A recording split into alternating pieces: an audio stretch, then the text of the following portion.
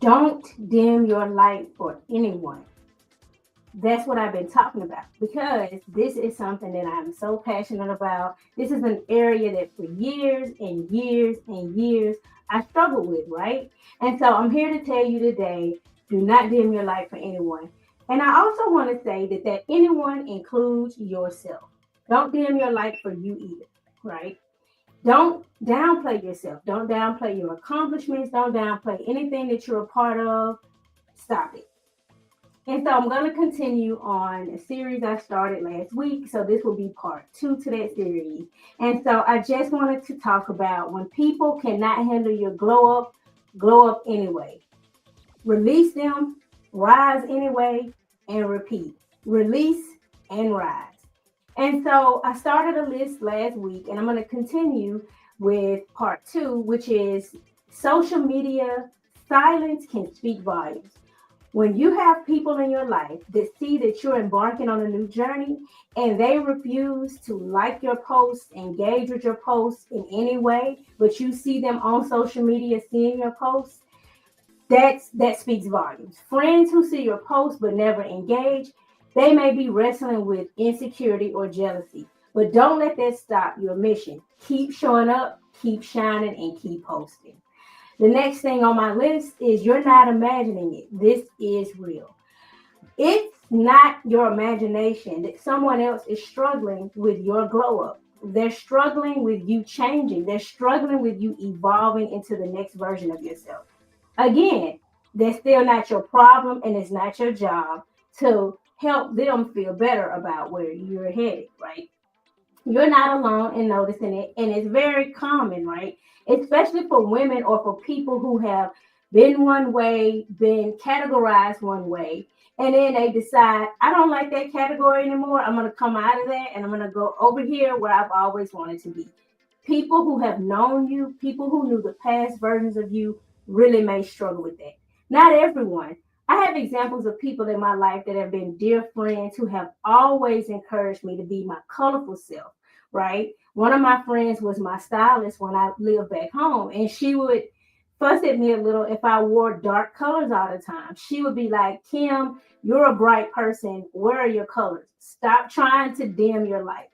And I have another friend. She'll say, no, stop trying to wear something that you think is conservative that will be accepted. You need to be yourself, especially when I'm speaking on stages, especially when I'm in front of an audience. So it's not everyone, but there are a lot of people in your life who really may struggle with your changes or with you just growing into who you've always wanted to be. Still not your problem, though, right? Next, protect your own progress. You're making progress, baby, and don't be apologetic for it. Protect your peace, protect your progress. Shrinking back or taking things too personally can hinder your success.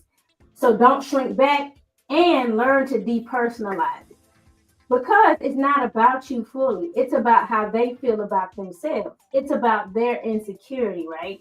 So you have to learn how to not dim your own light and also not be too impacted by the way that someone is pushing off their insecurity on you. Keep going, even if it hurts. And so often it can come from someone that you expect to be happy for you, someone who saw your struggle. So you're thinking, well, when I start growing, surely they're going to applaud that growth, right? Maybe not, but don't let their discomfort stop your momentum. You still have a goal and you still have people that you've been called to impact. And now this gets really serious.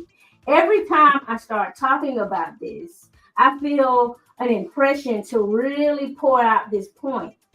Someone is waiting for you to show up as the version of you that you really are. Someone's waiting for you. You have someone's life to speak into, someone that you're impacting.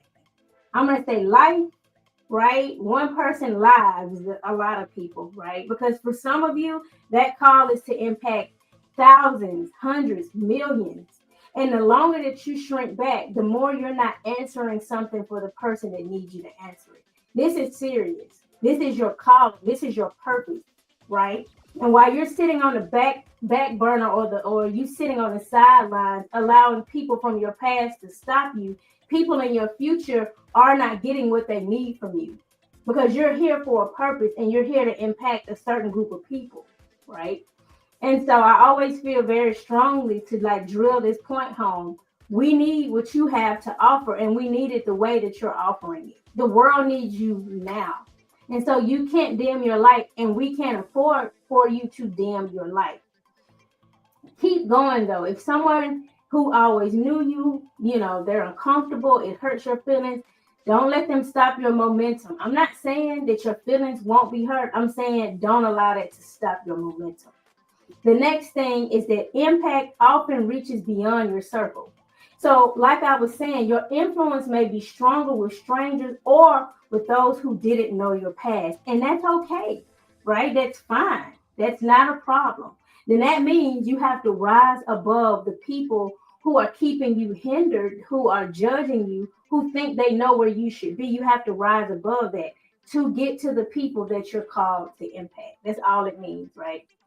Growth is about expanding beyond the familiar. And this is the hard part. This is the part that I just wish I could just, oh my gosh, fast track you past it. If I could fast track you past this, ooh, but I can't. No one can, because this is a part of the growth. This is a part of the journey. You have to expand beyond what is familiar. One of my favorite examples of this is a biblical story, and it's Joseph. And Joseph, his story was about him being favored by his father. His father made him this spectacular coat with many colors, and it's just a whole thing, right? And when Joseph was young, he was naive. He talked too much, and I can relate. Definitely can relate to that. Joseph was not aware of other people's insecurities yet. He did not realize that his dreams, his goals, his vision of expansion of whatever it was he had in his heart, the dream that was shown to him by God, he didn't know that would make people around him angry. He had no clue, because I hate to break this to you, but it's sometimes, as wise as you can be in your youth, you still have to go through certain things. You will not be able to see some things when you're young. And sometimes you can't see the people in your life that have insecurities, that are jealous of you. You just can't see it. Joseph's mentality was like, it's the squad. We in here. It's all of us. Like, yay. But, and we all know, a lot of times the squad has to be cut down. It's not going to be all of these people that go with you, even if they're blood, even if they're family. And so Joseph talked too much. His brothers became jealous. They sold him into slavery. He had ups and downs. He went in. He was chosen. He was in a nice home. The man's wife wanted to sleep with him. He said no. She had him thrown in prison. Then he was in prison interpreting dreams. And when he interpreted those dreams, he had gotten forgotten about by the person who he told the interpretation to. And it did happen. What he said was true. He was left there for a while. And so Joseph's story is just so intriguing, because I wonder sometimes, like, had he not shared his dream, would he have ended up in prison? But did he need to share his dream to end up where he was and to learn the lessons he needed to learn? And so, just like Joseph, our path may include betrayal, misunderstanding, struggle, but it doesn't mean that it's not somehow orchestrated for us, right? And so, what I'm saying is, even with people who have known you that may resent you, you still have somewhere to be. You still have a purpose to fulfill. You still have to get past it, grow beyond it, and keep going. And often, to grow beyond it, it takes healing. And healing looks like a lot of different things, and it looks different for everyone. That's a whole different video, honey. I mean, the healing journey is its whole, I could do a series for the next few years about healing, because it's a journey that I've had to walk through in several different areas. And in some regards, I'm still walking through, right? You don't always just fully 100% arrive before you start in your purpose and start doing the thing that you're called to do. And so, yeah, it can be hurtful. You may have to heal from it. You'll get betrayed. You may feel misunderstood. You may feel alone. Often the journey when you're walking it out can cause you to be alone, but that doesn't mean you're not on the right path. The next thing is others' reactions to you and your growth is not your responsibility. So whether that's an old friend, a new acquaintance, whoever, family, their discomfort with your light is not your burden. And when I tell you, I got in so much trouble over the years for trying to turn my light down because it's too bright for this person or this person don't like it. Don't look over here. If you do not like my light, put on some sunglasses. Look at a different light. This light is supposed to shine for who it's supposed to shine for, right? So yeah, you got to stay focused and you got to keep going. Again, I'm not saying that it's always easy, but you are called to impact certain people, and it's not your job to manage anyone's discomfort about your growth. And so I just wanted to continue with what I started sharing last week. Make sure you subscribe. I was looking at my analytics. A lot of people watch the videos, but they're not subscribers. Join the community. Let us rise, thrive, and flourish together. I definitely want you to check out my free quiz. I'm going to drop that somewhere in the description. And I'll see you next time.